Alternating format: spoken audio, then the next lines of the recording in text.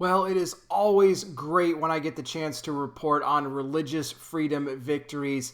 And this one really hits home for me because I share a little bit in common with the woman I'm going to talk about here today, guys. Before I go any further, though, I got to give a shout out to Roberto, who recently became a $5 patron, helping to support the channel. Thank you so much, my friend. And guys, if you enjoy what I do and you would like to help support my ministry, you could do so as well at patreon.com/conservative-truth. That link in the description also gets you access to over 25 exclusive podcasts where I talk more about sensitive information. You're not going to find it here on YouTube.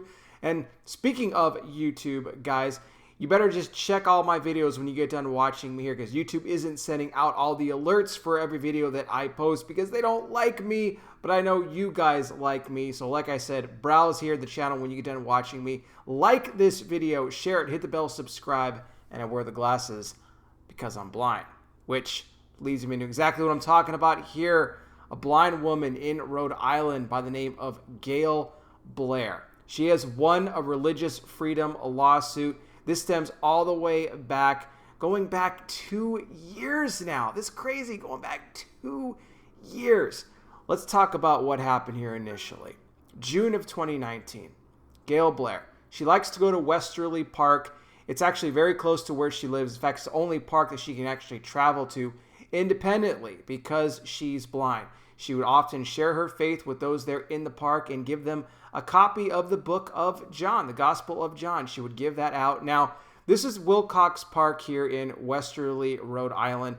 Also, there was a library not too far from the park as well. Well, the association that owns both came up to the woman to tell her that she would no longer be allowed to share her faith. And in fact, that was illegal for her to do, that she was forcing her faith upon these people in the park. They cited reasons being that the ones that actually got the Gospel of John from her, they were just discarding them, throwing them in the trash, everything like that, that she was causing a problem, that she was causing a disturbance, everything like that. Well, she ended up going back to the park again, not too long after that, in June of 2019, went back to the park with her church this time, helping to volunteer for the vacation Bible school that was going on. However, she was approached by police officers and told that she was trespassing and that she had effectively been banned from the park for the next 2 years, and that if she trespassed again, that she would be arrested. You know, you hear things like this, and you hear things and you think, is this America? That this is happening? Who are these, these associations that are actually doing this?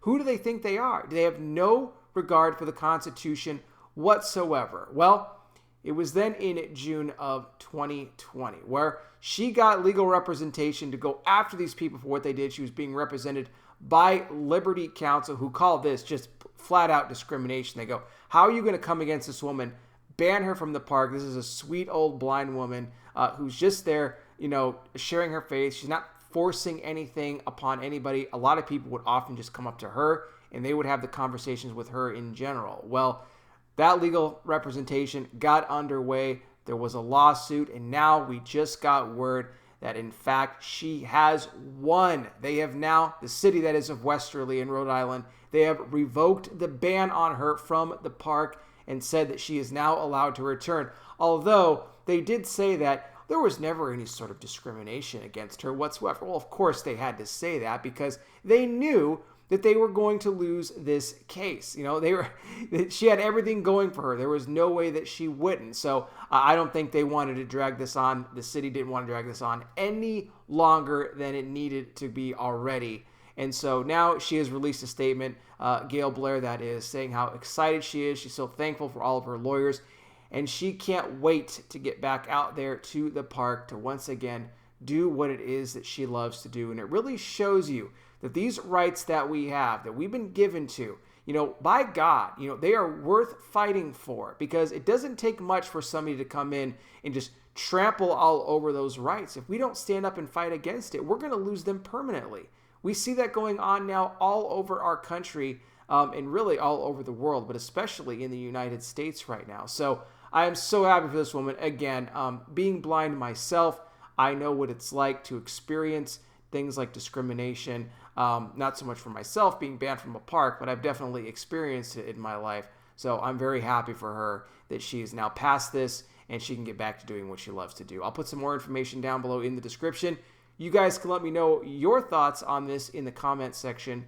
Thank you so much for watching. I really do appreciate it. I'll be back with more. You guys take care. Please be safe out there. God bless each and every single one of you, and I'll talk with you soon.